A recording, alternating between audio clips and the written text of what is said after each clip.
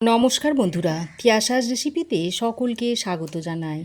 আজ হাজির হয়েছি ঝিঙের এক দুর্দান্ত স্বাদের রেসিপি নিয়ে, যেটা গরম ভাত, রুটি, পরোটা সব কিছুর সঙ্গে খেতে অসাধারণ হয়। যারা ঝিঙে খেতে পছন্দ করে না, এই রেসিপিটা তৈরি করলে তারাও একেবারে চেয়ে চেয়ে খাবে। এখানে আমি 3টে মাঝারি সাইজের ঝিঙে নিয়েছি। তারপর ঝিঙের খোসাগুলোকে এইভাবে একটা পিলারের সাহায্যে ছাড়িয়ে নিচ্ছি।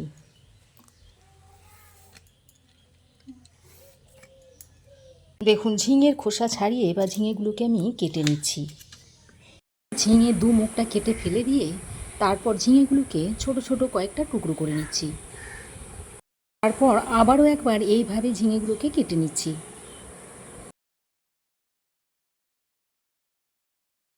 অনেক বাচ্চা আছে যারা ঝিঙে খেতে অপছন্দ করে। এইভাবে রেসিপিটা একবার তাদের তৈরি করে দেবেন, দেখবেন তারাও চেয়ে চেয়ে খাচ্ছে।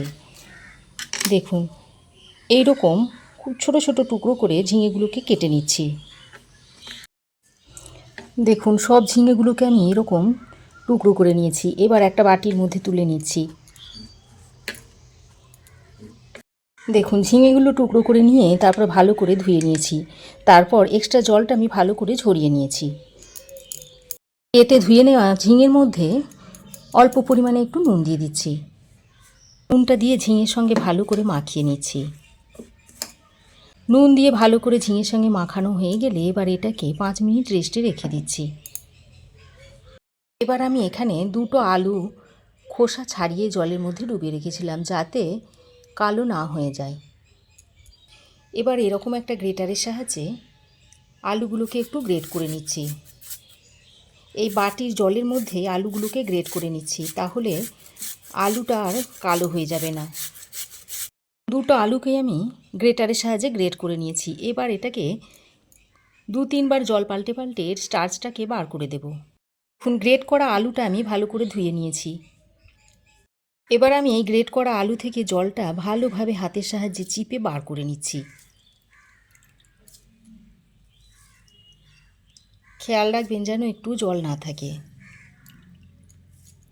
দেখুন, আলু থেকে জলটা চিপে আমি বার করে একটা পাত্রে নিয়ে নিচ্ছি।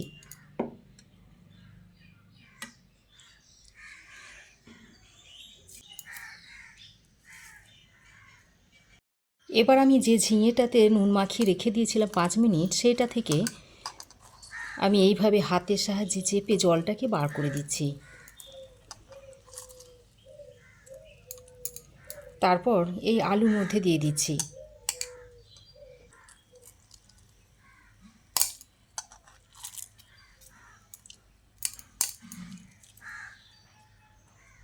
দেখুন, ঝিঙে থেকে ঝিঙের জলটাকে বার করে আমি ছেঁকে আলুর সঙ্গে দিয়ে দিয়েছি। এবার আমি এর মধ্যে দিয়ে দিচ্ছি পরিমাণ মতো হলুদ গুঁড়ো, দিয়ে দিচ্ছি একটু জিরে গুঁড়ো, দিয়ে দিচ্ছি একটু ঝাল লঙ্কার গুঁড়ো, অল্প একটু গরম মশলার গুঁড়ো, আর দিয়ে দিচ্ছি 2 টেবিল চামচ মতো বেসন। এবার আমি সব কিছুকে একসঙ্গে ভালো করে মাখিয়ে নিচ্ছি। এখন আমি নুনটা ব্যবহার করছি না। আগে যেহেতু নুনটা দিয়ে ঝিঙেটাকে মাখিয়ে 5 মিনিট রেস্টে রেখে দিয়েছিলাম, তাই এখানে আমি আর নুনটা দিচ্ছি না। এখন যদি নুনটা দেওয়া হয় তাহলে জল কেটে যাবে, ভালোভাবে মাখা হবে না। দেখুন, সব কিছুকে একসঙ্গে ভালো করে আমি মাখিয়ে নিই। তারপর এইভাবে এটাকে 5 মিনিট রেস্টে রেখে দিচ্ছি। এবার আমি ফ্রাই প্যান গরম করে দিয়ে দিচ্ছি বেশ খানিকটা সরষের তেল। তেল খুব ভালোভাবে গরম হয়ে গেলে এবার আমি আর আলুটা ম্যারিনেট করে রেখেছিলাম তার মধ্যে থেকে অল্প নিয়ে এরকম গোল বলের শেপ দিয়ে নিয়েছি। তারপর এই তেলের মধ্যে দিয়ে দিচ্ছি।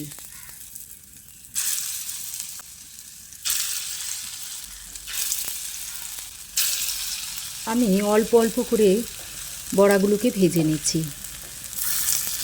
এইভাবে উল্টে পাল্টে বড়া বা পকোড়াগুলোকে ভেজে নিতে হবে।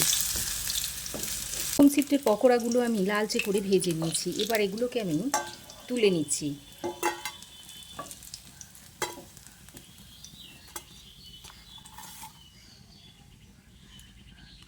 প্রথম শিফটের পকোড়া ভাজা হয়ে গেলে আবারও আমি দ্বিতীয় শিফটে পকোড়াগুলো ভেজে তুলে নিচ্ছি।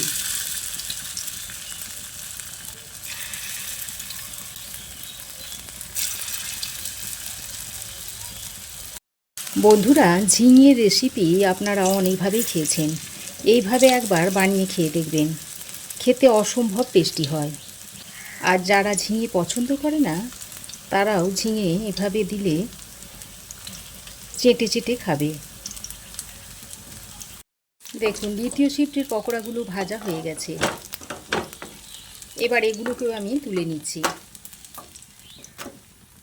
এবার ফ্রাই প্যানে যে পরিমাণ তেল আছে, এতটা তেল আমার রান্নাতে লাগবে না, তাই আমি একটু তেল ঢেলে রেখে দিচ্ছি।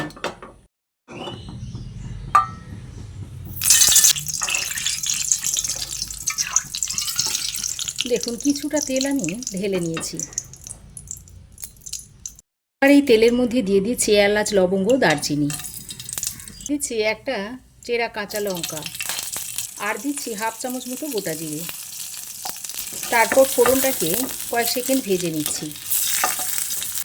ফোড়ন কয়েক সেকেন্ড ভেজে নিয়ে এর মধ্যে অল্প পরিমাণে একটু হলুদ দিয়ে দিচ্ছি। তারপর দিয়ে দিচ্ছি 1 চামচ মতো আদা বাটা। প্রথমেই তেলের মধ্যে হলুদটা দিলে আদা বাটাটা দেওয়ার পর তেলটা আর গায়ে ছিটকে আসবে না, তাই প্রথমে হলুদটা দিয়ে তারপর আদা বাটাটা দিয়ে দিলাম। তারপর আদা বাটাটা দিয়ে ফোড়নের সঙ্গে বেশ কিছুক্ষণ নেড়ে চেড়ে মিশিয়ে নিতে হবে। ফোড়নের সঙ্গে আদা বাটাটা দিয়ে বেশ কিছুক্ষণ নেড়ে চেড়ে নেওয়ার পর আদার কাঁচা গন্ধটা চলে গেছে। এবার এই পর্যায়ে আমি দিয়ে দিচ্ছি একটা কুচিয়ে নেওয়া টমেটো। টমেটোটাকে দিয়ে ফোড়নের সঙ্গে 2-1 বার ভালো করে নেড়ে চেড়ে নিতে হবে। তারপর এর মধ্যে পরিমাণ মতো নুনটা দিয়ে দিচ্ছি। এই সময় নুনটা দিলে টমেটোটা খুব তাড়াতাড়ি নরম হয়ে আসবে।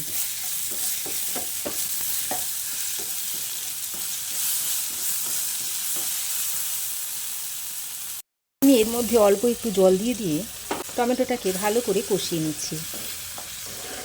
এখন আমি এর মধ্যে কিছু গুঁড়ো মশলা অ্যাড করছি। দিয়ে দিচ্ছি হাফ চামচ মতো জিরে গুঁড়ো, হাফ চামচ দিয়ে দিচ্ছি ধনে গুঁড়ো, রঙের জন্য দিয়ে দিচ্ছি হাফ চামচ মতো কাশ্মীরি লঙ্কার গুঁড়ো। এবার অল্প পরিমাণে জল দিয়ে মশলাটাকে খুব ভালো করে কষিয়ে নিতে হবে। মশলা যত ভালোভাবে কষাবেন রান্নার স্বাদ তত বাড়বে। দেখুন, বেশ খানিকক্ষণ সময় ধরে মশলাটা আমি ভালো করে কষিয়ে নিয়েছি। এবার এখানে আমি 1 চামচ মতো টক দই নিয়েছি। এই টক দইটা ভালো করে ফেটিয়ে এর মধ্যে দিয়ে দিচ্ছি। আর যখন দইটা দেবেন সেই সময় গ্যাসের ফ্লেমটাকে লোতে রেখে দেবেন, তা না হলে দইটা ফেটে যাবে। এবার দইটা দিয়ে মশলার সঙ্গে ভালো করে মিশিয়ে নিচ্ছি। অল্প একটু জল দিয়ে সেটাও এখানে দিয়ে দিচ্ছি।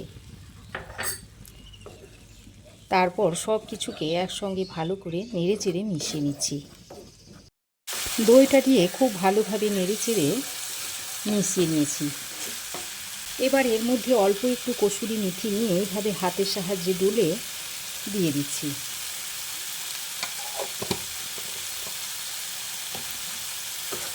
তারপর আবারও ভালো করে মিশিয়ে নিচ্ছি। এবার আমি স্বাদটা যাতে ব্যালেন্স হয় তার জন্য হাফ চামচ মতো চিনি এখানে দিয়ে দিচ্ছি। তারপর আবারও মশলার সঙ্গে চিনিটাকে ভালো করে মিশিয়ে দিচ্ছি।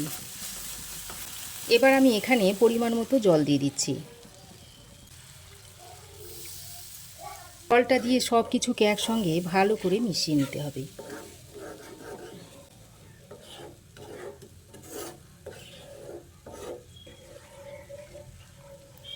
দেখুন, সব কিছু ভালোভাবে মিশিয়ে নেওয়ার পর এবার এটা ফুটে আসা পর্যন্ত অপেক্ষা করব। ঝোল খুব ভালোভাবে ফুটে উঠেছে। এবার আমি ঝিঙের পকোড়াগুলো এর মধ্যে দিয়ে দিচ্ছি। তারপর এই ঝোলের সঙ্গে পকোড়াগুলোকে ভালোভাবে নেড়ে চেড়ে মিশিয়ে নিতে হবে। সঙ্গে একটা চেরা কাঁচা লঙ্কা দিয়ে দিচ্ছি। তারপর এইভাবে আরও 2 মিনিট ফুটিয়ে নিতে হবে। পকোড়াগুলো দেওয়ার পর গ্রেভির সঙ্গে আরও 2 মিনিট আমি ফুটিয়ে নিয়েছি। আর রেসিপিটা দেখুন এখন একেবারেই তৈরি হয়ে গেছে। গ্যাসের ফ্লেম বন্ধ করে এবার আমি এটা সার্ভ করে দেখাচ্ছি। তো গ্যাসের ফ্লেমটা অফ করে এবার আমি এই তরকারিটা একটা প্লেটের মধ্যে সার্ভ করে দিচ্ছি। এটা গরম গরম ভাতের সাথে পরিবেশন করতে পারেন, কিংবা রুটি, পরোটা সব কিছুর সঙ্গেই পরিবেশন করতে পারেন। বাচ্চারা যারা ঝিঙে পছন্দ করে না তাদের এইভাবে একবার তৈরি করে দিয়ে দেখবেন, দেখবেন চেয়ে চেয়ে খাচ্ছে। শুধু বাচ্চাই নয়, বড়রাও দেখবেন চেয়ে চেয়ে খাচ্ছে। তো রেসিপি কেমন লাগলো অবশ্যই কমেন্ট করে জানাবেন। ভালো লাগলে একটা লাইক ও শেয়ার করবেন। পাশে থাকা বেল আইকনটাও অবশ্যই প্রেস করবেন। আর আমার চ্যানেলে নতুন বন্ধু হয়ে থাকলে প্লিজ চ্যানেলটা সাবস্ক্রাইব করার অনুরোধ রইল। আজ এ পর্যন্ত। আবার দেখা হবে নতুন কোনো রেসিপি নিয়ে নেক্সট এপিসোডে। সে পর্যন্ত ভালো থাকবেন, সুস্থ থাকবেন। ধন্যবাদ।